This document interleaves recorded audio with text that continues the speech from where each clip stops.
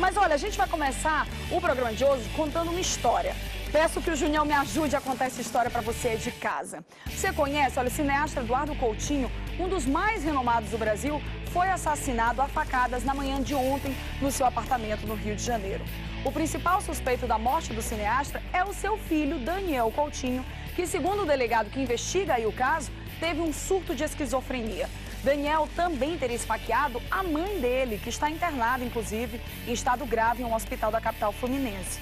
Mas será que esse transtorno psíquico, em seu estado mais elevado, pode fazer com que uma pessoa cometa um suicídio, um homicídio, porque ele também tentou se suicidar, né, com alguns cortes no pulso? Bem, para a gente falar um pouco mais sobre esse assunto, nós vamos receber aqui o psiquiatra Dr. Rui Palhano. Vem para cá, ele já é meu convidado, já está aqui do outro lado. Tudo bom, doutor Rui? Seja bem-vindo à nossa casa. Por Prazer favor, muito grande. Fique à vontade aqui junto conosco. Obrigado. A grande mídia toda está voltada aí para este assunto. Você pode sentar aqui juntinho da gente, doutor Rui? Pronto. E por que não nós chegar aí também abrir um espaço para essa discussão? Bom, até então a gente não sabe se de fato pode ser afirmativo dizer que ele é esquizofrênico, mas há aí uma suspeita em que houve um surto esquizofrênico. O que vem a ser isso, doutor Rui? Olha, o surto psicótico agudo, em geral, é uma condição aguda em que é uma desorganização grosseira, temporária, transitória da personalidade, da consciência, das emoções. E nesse processo o sujeito pode cometer alguns crimes, tá certo? Homicídio, suicídio, uma série de condições sobre as quais o sujeito não tem absoluto comando. Por quê? Porque ele está psicótico. Qualquer pessoa está suscetível a esse surto ou algumas pessoas em especial? Algumas pessoas em especial, porque é uma condição especialíssima do ponto de vista psiquiátrico. Entendi. Então, algumas pessoas, evidentemente, por não serem portadores de doença mental, estarão mais imunes.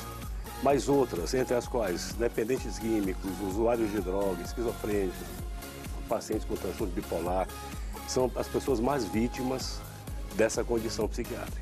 Se de fato aconteceu esse surto, né, com o filho do cineasta, ele já pode ter dado alguns indícios de que isso poderia acontecer? Exatamente. A observação ajuda dos familiares nesse Exatamente momento? esse comentário, porque, por exemplo, na avaliação clínica, médica, uma das questões mais importantes é esclarecer justamente esse ponto aí.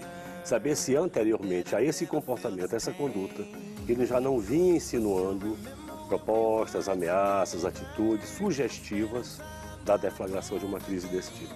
Também acaba que a mídia acaba levantando, também especulando muito, e já levanta também o uso de drogas, né? Algum tipo de dependência química. Isso também pode acarretar isso? É o mais frequente. É o mais Por frequente? incrível que pareça. Como se usa muita droga no dia de hoje, sobretudo anfetamínicos, remédios para emagrecer, essa medicação tipo cocaína, etc., crack, essas pessoas todas absolutamente estão vulnerabilizadas para cometer esse surto.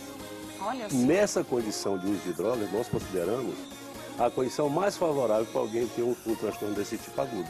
No momento como esse, ele, por exemplo, se de fato aconteceu isso naquela cena do crime, ele tinha algum grau de consciência ou ele faz aquilo completamente inconsciente? Ele pode ter um grau de consciência, mas essa consciência está alterada em razão do quadro psicótico. Quando se diz que uma pessoa funcionou ou está funcionando a partir de um quadro psicótico, por exemplo, psiquiátrico, ele está desorganizado.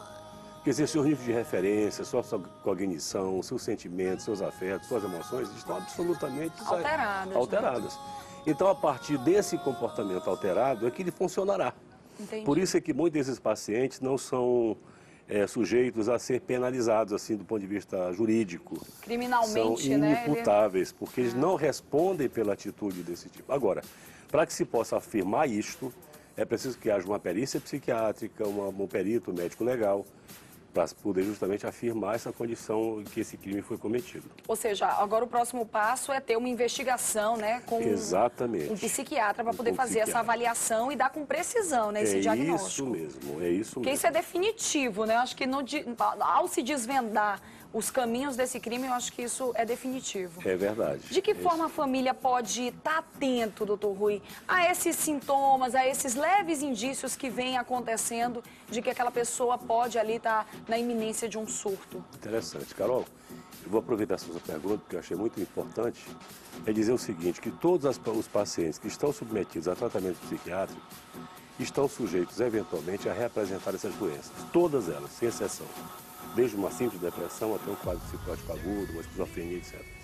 Agora, o que nós hoje advogamos e defendemos, isso é uma verdade universal, é de que tem que ter um rigor no tratamento desses pacientes.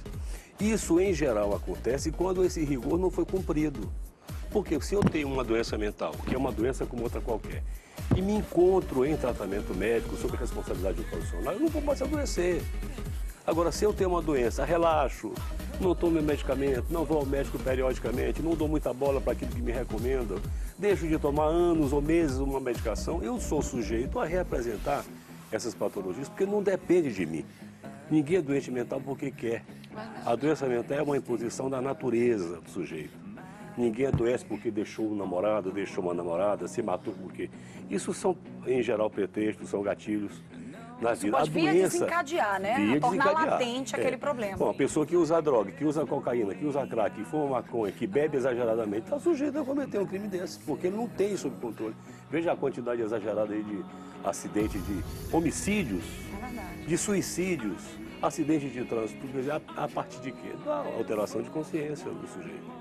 Olha só, então é importante a gente já enfatizar, né, que o uso dessas substâncias, qualquer substância que altere ali o seu estado de consciência, pode vir a você tomar alguma atitude, ter alguma consequência mais forte e que de fato foge o controle daquele cidadão, né? É isso. É importante e, claro, a gente chama a família para estar atento em conjunto, né? A família é o elo mais importante. Coincidentemente, eu tenho um artigo hoje no Jornal Pequeno que mostra isso. A importância da família não só para recomendar tratamentos para quem está alterado, do ponto de vista comportamental, quanto para monitorar isso, quer dizer, seguir esses tratamentos. Porque se a família também relaxa, não cuida, não dá bola, não dá importância nenhuma, esses meninos, esses garotos todos aí, esses doentes, irão surtar.